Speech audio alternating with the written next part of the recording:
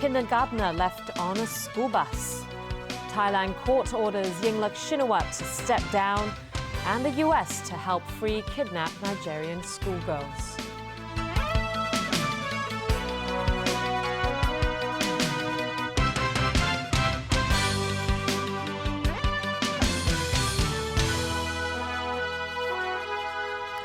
Good evening. A kindergarten pupil was left on a school bus after all the other kids got off.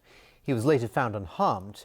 The company that runs the school bus has apologised, and as Rani Samtani reports, there are calls to hold the firm responsible.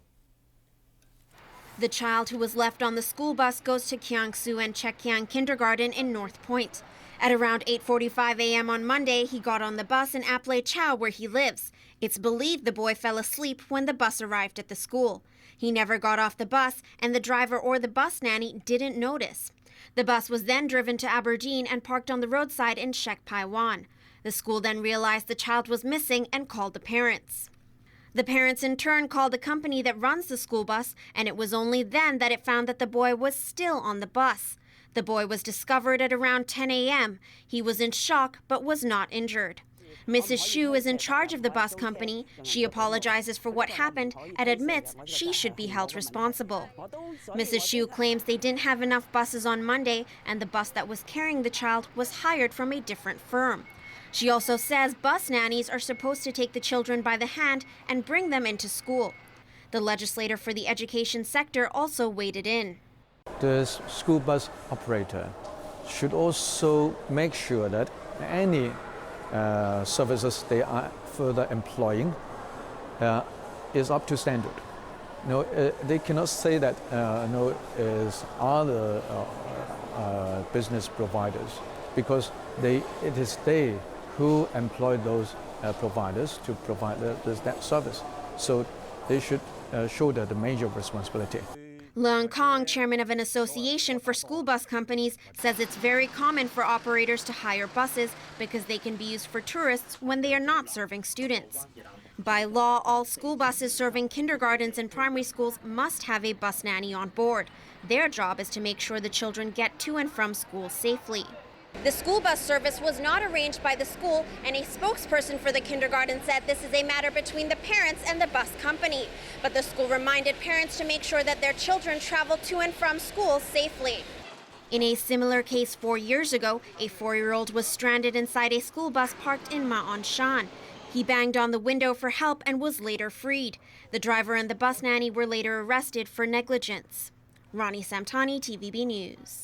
We now turn to a growing rift in the pan-democratic camp following the selection of political reform proposals by Occupy Central supporters. Moderate pan-democrats now warn of a difficult road ahead towards universal suffrage. Some say the irony of the situation is obvious. The civil disobedience movement that aims to ensure the public has a genuine choice of chief executive candidates to vote for is now offering 3 similar options for a citywide referendum next month. All 3 proposals include civil nomination as a means to choose CE candidates. They received the highest number of votes yesterday from about 2,500 people who've signed up to take part in the Occupy Central movement. Today, backlash from other pan-democrats. The result can't be that convincing if the people of Hong Kong are not being presented with any real choice. Instead, Tong has now called on those who want to ensure a genuine choice of candidates without civil nomination to pool resources together. I think we must devote some time to consider and discuss what sort of arrangement we ought to have in order to make the nominating committee a truly broadly representative committee. I think that is the only way to go. If not, I fear that our dream for universal suffrage in 2017 will be completely shattered. The proposal put forward by Scholarism and the Hong Kong Federation of Students got the most votes yesterday. The students said today 90% of yesterday's votes went to the 3 proposals out of the 15 shortlisted options, so it's clear that civil nomination is what the pan-democratic majority wants. Whether or not Occupy Central goes ahead, the students vowed to take action, peaceful ones they stressed, on July the 1st, if the government rolls out a reform proposal that's without civil nomination. And citing the student movement on the mainland in 1989, they said they're ready to fight for their democratic future. If we really want a true democratic system to be rooted in Hong Kong, we could not forget those who sacrificed in Tiananmen Square, because we are facing the same authority. They're still brutal. This is the only way that we could inherit the spirit and try to make a significant difference. Turning overseas now, Thailand's caretaker Prime Minister and part of her cabinet have been forced out of office by a constitutional court ruling. The court today found Yingluck Shinawatra guilty in an abuse of power case. James Aiken has the latest on a dramatic day that seems certain to push Thailand further into political turmoil. The judges who delivered the verdict said Yingluck Shinawatra abused her position through a hidden agenda by transferring the National Security Council chief to another post in 2011 so that her family could benefit from subsequent job moves.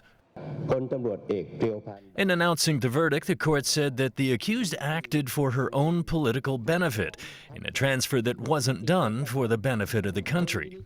9 other cabinet ministers who the court said were complicit in the transfer are also being forced out. Other ministers not involved in the abuse case are being allowed to stay on. At a news conference soon after the ruling, Yingluck, who has denied any wrongdoing, thanked her supporters. Yingluck has faced months of protests in the capital, Bangkok, aimed at toppling her government. The anti-government protesters eventually turned to legal challenges to remove her.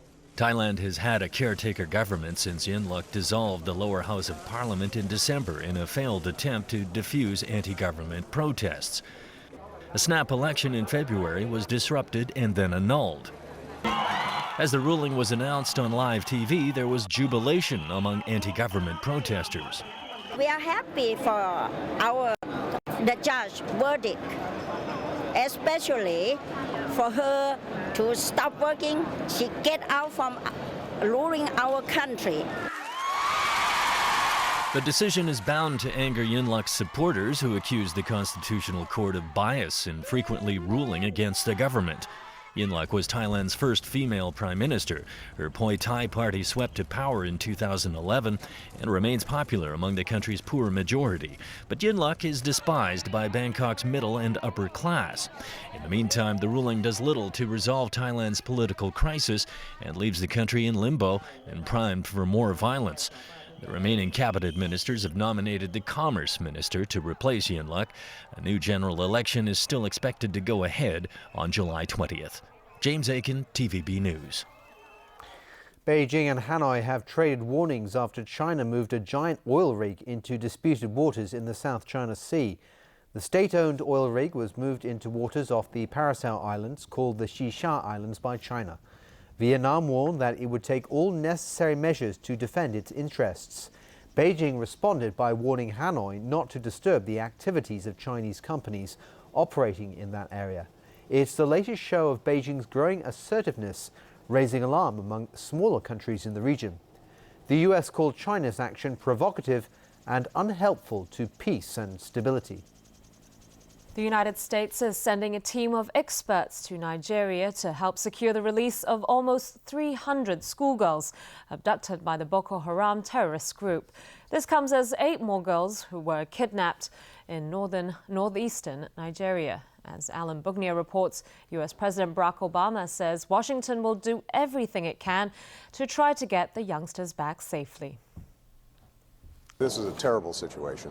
Boko Haram, this terrorist organization that's been operating in Nigeria, has been killing people and innocent civilians for a very long time. We've always identified them as one of the worst local or regional terrorist organizations there is out there. But I can only imagine what the parents are going through.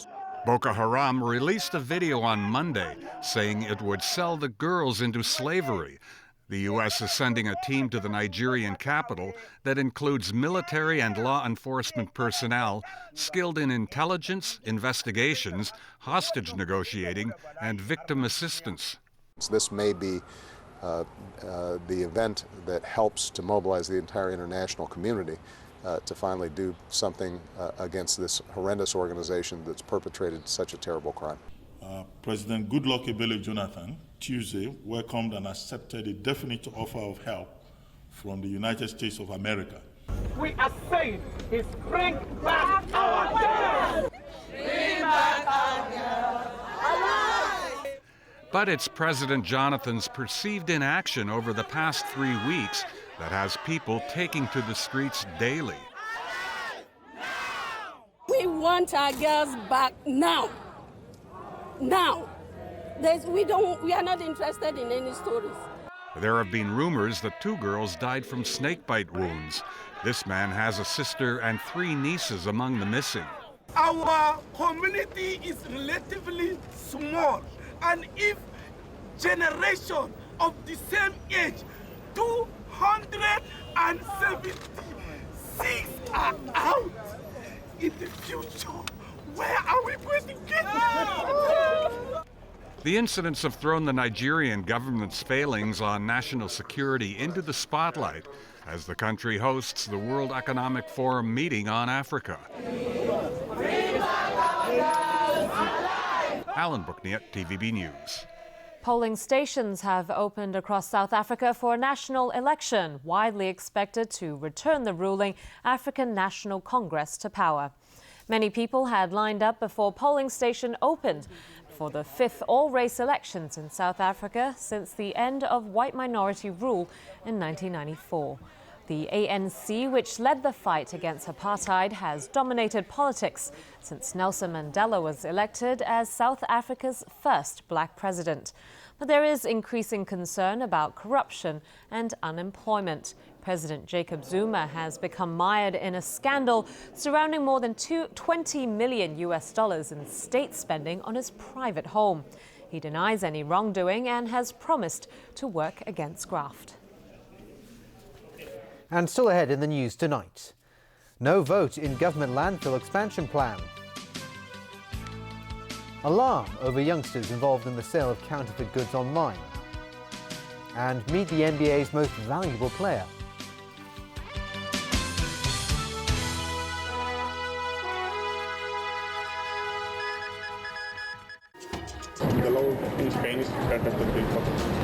There must be a queue of pickpockets waiting to get into Spain.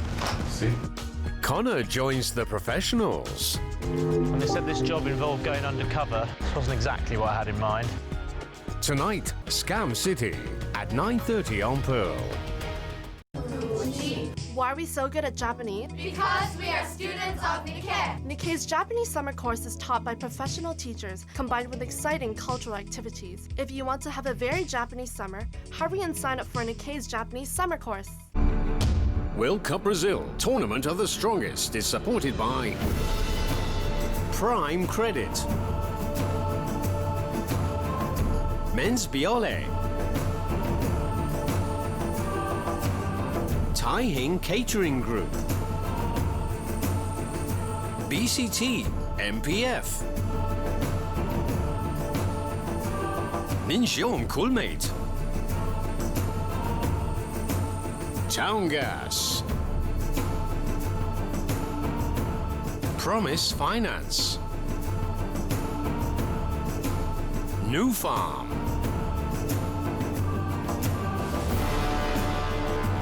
It's a mystery box challenge that requires brains, balls, and lots of creativity. Oh, ew. It's not chocolate. There's this massive tongue. What I'm making, or what I'm trying to make, is fried testicles. Thursday and Friday, MasterChef at 8:30 on Pearl.